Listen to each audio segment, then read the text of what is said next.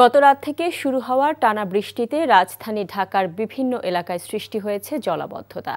সড়কে জমে থাকা পানির কারণে অনেক এলাকায় তীব্র যানজটও তৈরি হয়েছে। এতে চরম ভোগান্তিতে পড়ে নগরবাসী। জমে থাকা বৃষ্টির পানিতে বিদ্যুতায়িত হয়ে বংশালের নাজিরা বাজার এলাকায় মোহাম্মদ আমিন নামে এক দোকান কর্মচারীর মৃত্যু হয়েছে। নাহিদ প্রিন্সকে সাথে নিয়ে রিপোর্টে জানাচ্ছেন শফি মাহমুদ সাগর। বিরামহীন বৃষ্টিতে ডুবে আছে নগরীর রাজপথ, কোথাও কোথাও কোমর ছাড়িয়েছে পানির উচ্চতা।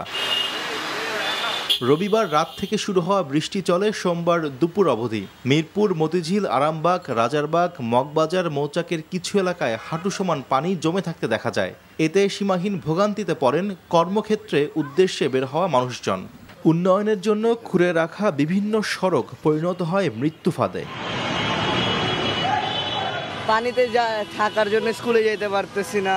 তো আমার কলেজ টাইম পার তো হচ্ছে, প্লাস এই যে ময়লা পানিতে আমি হাঁটতেছি, এক্ষেত্রে আমি অসুস্থতায় ভুগতে পারি। পরে বৃষ্টি হয়েছে, এখন এত পানি, স্কুলে তখন দেখে গেলাম এত পানি, এখনো সেম। সড়কে জমে থাকা পানির কারণে অনেক এলাকায় যানজটও তৈরি হয়েছে। অনেক যানবাহন বিকল হয়ে পড়ে আছে রাস্তার ওপর। কি অবস্থা, এখনো জমা উঠাইতে পারি না। সকালে বৃষ্টির লেগে কাদাম রাস্তায়, এয়ারপোর্ট, উত্তরে এয়ারপোর্ট, সব জায়গায় জ্যাম ছিল অনেক অনেক। আপনার হাউস বিল্ডিং থেকে একবার এয়ারপোর্ট পর্যন্ত জ্যাম রোডে। এখানেতে মিরপুর থেকে 10 নম্বর গোলচক্কর, এগুলো সব পানি। এই যে এখন তো বন্ধ হয়ে গেল আপনাকে সামনেই। ভোর থেকে দুপুর পর্যন্ত রাজধানীতে 71 মিলিমিটার বৃষ্টি হয়েছে। এদিকে দুদিনের ব্যবধানে বঙ্গোপসাগরে 2টি লঘুচাপ সৃষ্টি হতে পারে বলে জানিয়েছে বাংলাদেশ আবহাওয়া অধিদপ্তর। শফি মাহমুদ সাগর, এনটিভি নিউজ, ঢাকা। বৃষ্টিপাতের ফলে রাজধানীতে সৃষ্ট জলাবদ্ধতার খবর জানতে যাচ্ছে স্টাফ করেসপন্ডেন্ট নাহিদ প্রিন্সের কাছে। তিনি আছেন রাজধানীর নিউ মার্কেট এলাকায়। নাহিদ, জলাবদ্ধতা কি এখনো আছে, আর মানুষের ভোগান্তি কেমন লক্ষ্য করছেন আপনি নিউ মার্কেট এলাকাতে?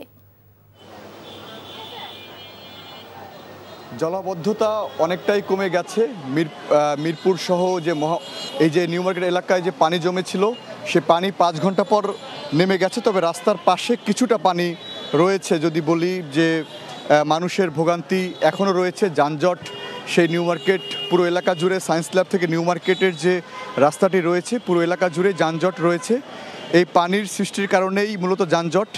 মিরপুর থেকে শুরু করে সেই নিউ মার্কেট এলাকা, এছাড়া রাজধানীর বেশ কিছু এলাকা, বাড্ডা, এই মালিবাগ এলাকায়ও কিন্তু আমরা পানির খবর কিন্তু আমরা জানিয়েছি আপনাদেরকে যে কি পরিমাণে মানুষের ভোগান্তি আজকে ছিল।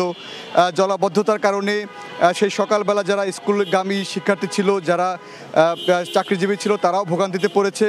তবে পথচারীরা বলছেন যে যদি ড্রেনেজ ব্যবস্থা ভালো থাকতো বা যদি সরকার এটি উদ্যোগ নিত আরও পরিষ্কার করার জন্য, তাহলে হয়তো এই ভোগান্তি অনেকটাই কমে যেত মানুষের। কারণ প্রতি বছরই দেখা যায় যখন বৃষ্টি হয় 30 সেন্টিমিটারের উপরে যখনই বৃষ্টি হয় তখনই রাজধানীতে জলাবদ্ধতা সৃষ্টি হয়।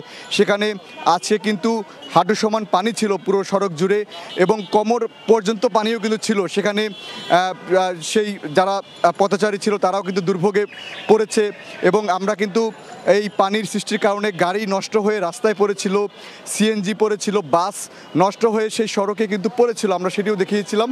তো অল্প পানিতেই যখন সড়কে এভাবে ভোগান্তি হয় তখন মানুষের দুর্ভোগ আরও বেড়ে যায়, এটি তারা বলছিলেন।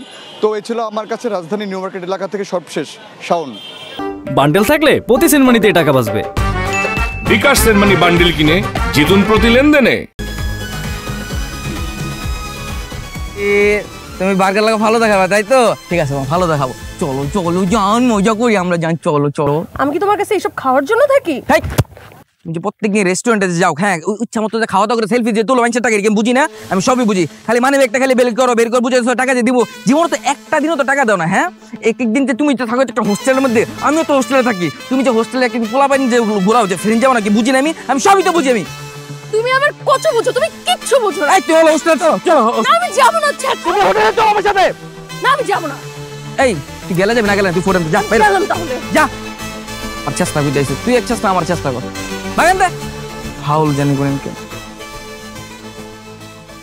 আজকালকার মাঠেরা যে পড়াইতে এত যে পের আমার হুদাই টাইম দেখাইলো। একদম ঠিক বলছেন। হ্যাঁ, আজকালকার দিনে হোটেল নিয়ে যে এত প্যারা, ভালোই লাগে না এত প্যারা লিখতে।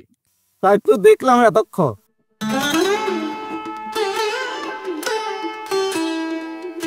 আব্বা